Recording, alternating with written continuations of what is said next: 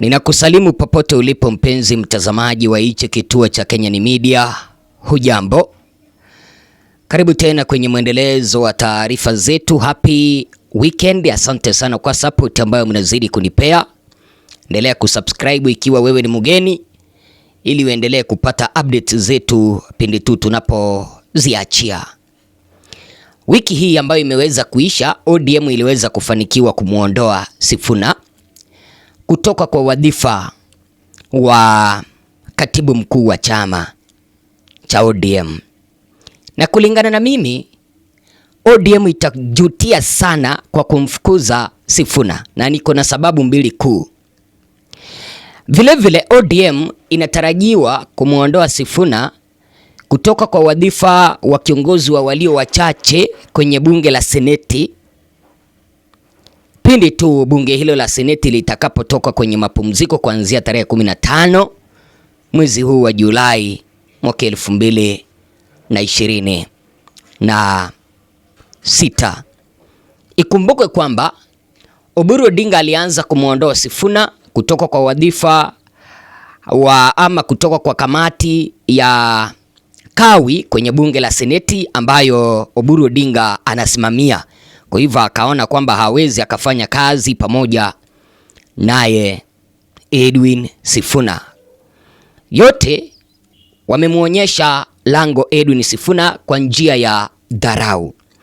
Lakini kulingana na mimi Bwana Ezra, ninaona kana kwamba kufukuzwa kwa Edwin Sifuna kutoka kwa chama cha ODM iliweza kupiga hesabu mbaya, ikizingatiwa sasa hivi ODM inajisatiti sana baada ya Raila Odinga kuaga dunia angalau kupendwa.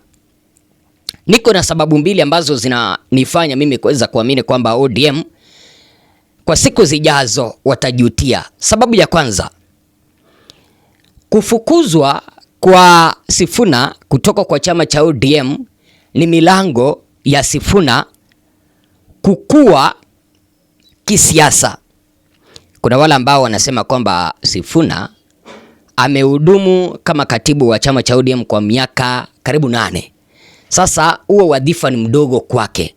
Viongozi wengi ambao wamefukuzwa kutoka kwa chama cha ODM ambao wamepewa barua ya nidhamu, wengi wao wanamalizia kuwa viongozi wakuu.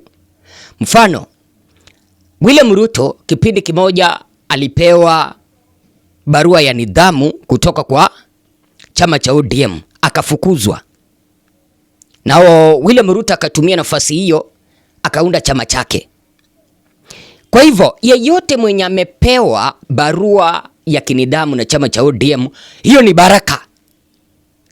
Hiyo ni kana kwamba huyo mtu ameanza kufungua macho na siasa zake sasa zimeanza kugrow. Na ukiona umepatiwa barua kwa ODM, unajua mambo yako sasa ndio inaanza kuiva. Mambo yako kabla hujapata barua ya ODM, mambo yako bado.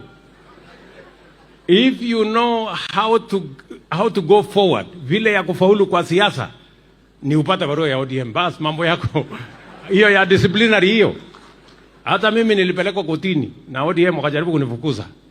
Tukasumbuana kotini, ikaisha, tukaendelea, mimi nikakuwa deputy president. So iko shida iko wapi? Sijui kama tunaelewana. So you guys relax. Hiyo ni siasa tunaelewa na ni siasa tumepitia, and I just want to tell you that is the journey of leadership. Kwa wakati mwingi ODM huwa hawataki mtu ambaye amewazidi nguvu, aswa yule ambaye yuko chini kama vile katibu wa chama. Huwa wanataka kila ambacho party leader anasema kinafuatwa. Lakini unaona hata William Ruto yeye mwenyewe ameweza kuhakikishia Wakenya kwamba ukiona umepewa barua ya kinidhamu kutoka kwa ODM, jua kwamba siasa zako sasa zimeanza kugrow. William Ruto alitumia nafasi hiyo 2010 and 11 and 12 there, akaweza kuunda chama chake cha URP ambacho waliweza kuunda muungano pamoja na Uhuru Kenyatta, naye Uhuru Kenyatta akaunda chama chake cha TNA, wakaunda pamoja na muungano ama wakaunda pamoja muungano na chama cha URP wakaunda Jubilee, kisha wakawa viongozi.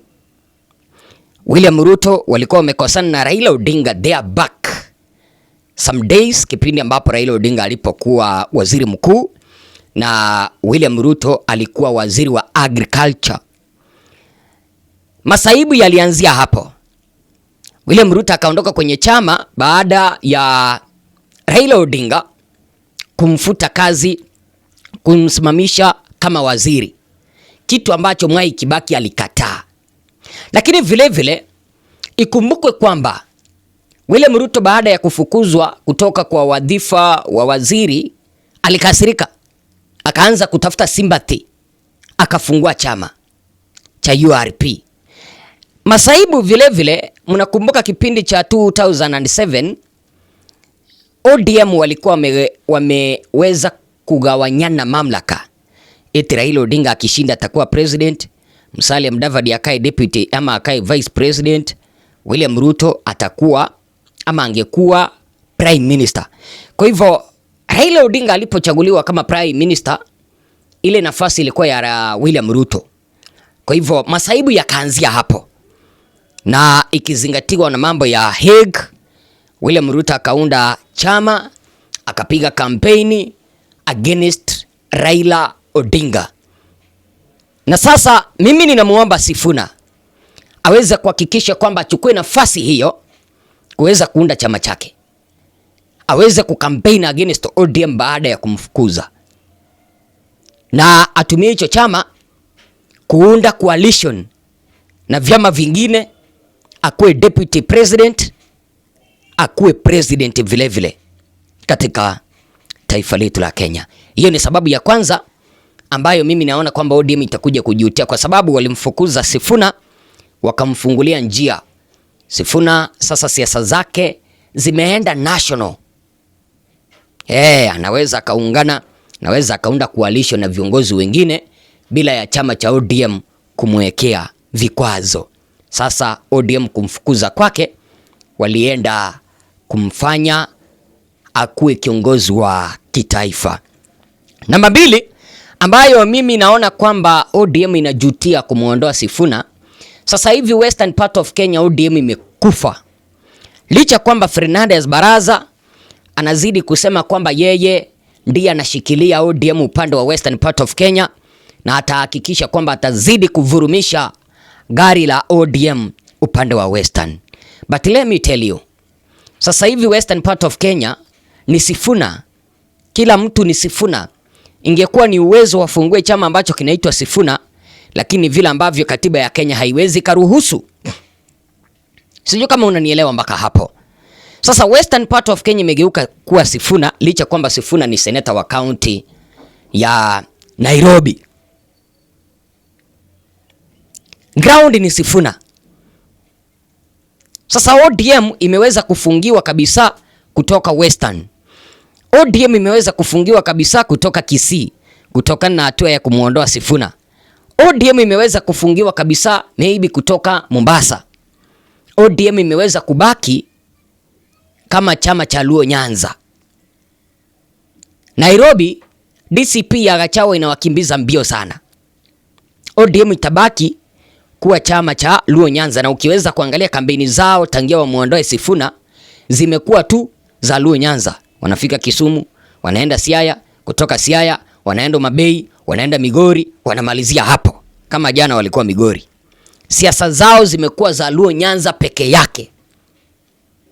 Na wanajutia sana kumuondoa Sifuna, kwa sababu kuondolewa kule kwa Sifuna kutoka kwa chama kwa sababu alikataa kuungana na William Ruto, wananchi waliona kwamba Sifuna ni mtu mwenye yuko na msimamo, mwenye anawatetea wananchi, mwenye anawatetea Wakenya, na ODM wanatetea tumbo zao, kitu ambacho kimefanya Wakenya wengi kuweza kukigura chama cha ODM. Na ODM wanajutia kumuondoa Sifuna, kwa sababu baada ya kumuondoa Sifuna chama hicho kimekuwa chama cha Luo Nyanza peke yake. Tell me or show me a place whereby ODM imekampeni kama sio Luo Nyanza. Walienda upande wa Busia, wananchi wakachoma t-shirts. Nairobi wanakimbizwa mbio.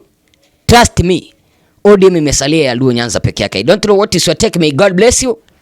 See you in the next video. Asanteni sana.